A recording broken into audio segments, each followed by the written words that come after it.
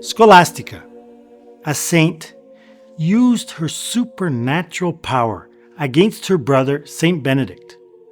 Now, what was this strange fight that unfolded between them? And what can we glean from this extraordinary event? I've brought my magnifying glass to embark on a journey of forensic sleuthing to unravel this mystery. It's been more than 1,000 years since this happened, but I believe we have enough clues to piece together the puzzle. Many of you might think that saints don't fight, especially among themselves. You will be shocked at the number of fights that saints have gotten into, and often even with other saints. But what do saints fight about? Why would God permit fights and disagreements among the saints? Now let's delve into the heart of the matter. What truly defines sanctity? It's a complex topic, but the answer is surprisingly simple. Jean-Baptiste Chautard, a Trappist abbot and one of the greatest spiritual masters of all church history, explains in his book, The Soul of the Apostolate, the characteristics of complete sanctity. In a saint, the spiritual imperfections are hardly apparent. His prayer is usually a transforming union with God. He has, so to speak, a spiritual marriage with God in his vocation. He is purified by his love, and he has an ardent thirst to glorify God with his sufferings and humiliations. With characteristics like these, what can a saint fight about? If it is true that a saint has an ardent thirst for suffering and humiliation, then he should be incapable of fighting because, as we all know, people normally fight for selfish reasons, to prove the other person wrong, and therefore to prove themselves right, because they don't want to suffer and be humiliated. But of course, not all fights are based on selfish reasons.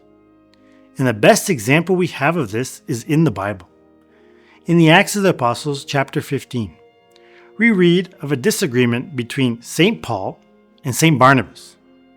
St. Paul and St. Barnabas usually worked together in evangelizing. Now, one time, St. Mark was with them in Pamphylia. And one day, St. Mark decided to abandon them and return to Jerusalem.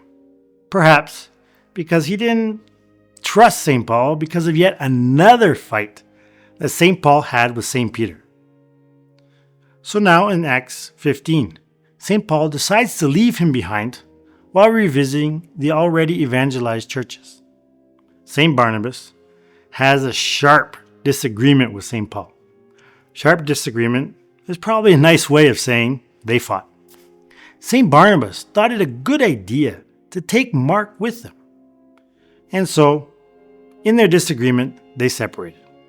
St. Barnabas went to Cyprus, and St. Paul went with another brother called Silas to Syria and Cilicia. But they were both saints, and they weren't fighting over selfish reasons. They were both equally concerned for the good of the church. So, why does God allow these fights? Now let's see if we can resolve this problem with my trusty magnifying glass. But before that, let's fly to Monte Cassino, the scene of the famous fight between Saint Scholastica and Saint Benedict. From childhood, Saint Scholastica dedicated her life to serving God, and she is known to have started the first Benedictine convent for women, probably after the death of her father. Now, it was her custom to visit her brother once a year at Monte Cassino. The holy man would go down through the monastery grounds toward the base of the mountain to greet her, and they would spend some time together in a shelter there. One day she arrived, and he, accompanied by his disciples, went out to meet her. They spent the whole day praising God, discussing spiritual matters, and in the end they shared an evening meal as night approached. Now, while they were seated at the table, contemplating heavenly bliss, Scholastica sensed that it was time for them to part. So she asked Benedict if he could stay with her through the night instead of returning to his monastery after dinner. He was astounded at the proposal and replied that he couldn't because his rule said that he could not spend the night outside the monastery grounds under any circumstance whatsoever. Now, St. Benedict was the one who established the rule. Technically, he could have excused himself from his own rule, but he knew he had to set a good example for his disciples, so he refused to stay any longer with his sister. And that's how it all started. Now, surely St. Benedict would have loved to stay longer with his sister, but his love for God was his priority. This is important to remember when I take out my magnifying glass. Now, back to the narrative. So, the sky was clear and beautiful, not a cloud in sight. But when Scholastica heard her brother's refusal, she folded her hands, placed them on the table, bowed her head. This is how angels fight. Angels don't have hands to wield a sword or fire or give blows. They don't have mouths to argue and insult. They fight with their spirits. And Saint Scholastica was not in the mood to give up the fight. She decided to force her brother to stay longer. No rule was going to stop her. And she had a very powerful weapon. And this weapon was not the St. Benedict medal because it didn't exist yet. She might have even used her brother's medal against him had it existed. Such was her determination. Oh, by the way, we are going to pray a novena to St. Benedict, where Father Timothy Ring will draw lessons to encourage us to use the St. Benedict medal to its full potential. It is a powerful shield against the devil and can even be used as a weapon in all our battles for God. I'll leave a link to the novena in the description below. Join us in the fight against darkness by clicking on the link. It's free, it's online, but even so, it is powerful. Not as powerful as the weapon that St. Scholastica used. What was this weapon? Wait. Pause the video. Type in your guess in the comments before you continue.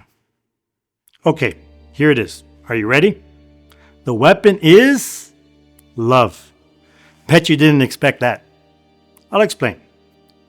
I'm not saying that she made an act of love and gave in to St. Benedict. No. It was her love for God and God's love for her. That is the mystery for my magnifying glass. I'm going to use it soon, but now let's get back to the story. So you remember where we stopped? She bowed her head and she prayed fervently to God. The moment she lifted her head, lightning flashed, thunder roared, and a heavy rain poured down, making it impossible for Benedict and his monks to leave their shelter. Saint Scholastica had shed tears that filled the air with clouds and brought down the rain. Her prayers coincided exactly with the rain's arrival. As soon as she lifted her head from the table, thunder began rolling and rain fell. The holy man realized he couldn't return safely through the storm, the lightning, and the heavy rain streaming from heaven.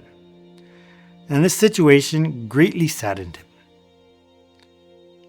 Saint Benedict used his holy rule against her, and she used the elements of nature against him. Now what a clash! Realizing he cannot return to the monastery due to the weather, he said, "God Almighty forgive you, sister. What have you done?" Yes, that was what he said to her. Only a man of faith can say something like that. If it were one of us, we would look at it as a mere coincidence. But Saint Benedict was convinced that it was his sister who brought down the rain. And what did she reply? "I asked you, but you wouldn't listen. So I turned to my Lord, who heard my prayers. So go forth now, if you can, and return to your monastery, abandoning me here." She was actually challenging St. Benedict. We can almost imagine a smirk on her face as she uttered these words. And now it was a time for St. Benedict to make his prayer to stop the rain, but he didn't. As a man of faith, he knew that it was God's will. God wanted him to spend the night with his sister.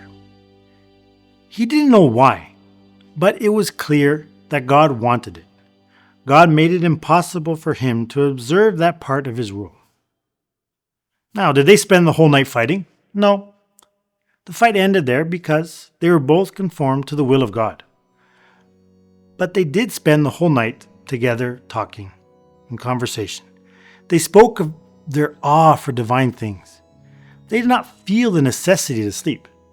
When one is absorbed in this state of awe, it is more relaxing than a whole night of sleep. The next day, St. Scholastica returned to her cloister and St. Benedict to his monastery. But 3 days later, St. Benedict, while he was in his room, saw the soul of his sister departing from her body in the form of a dove. He gave praise to God and spread the news to the other monks. Then they had her body brought to the monastery, and she was buried in the tomb prepared for St. Benedict.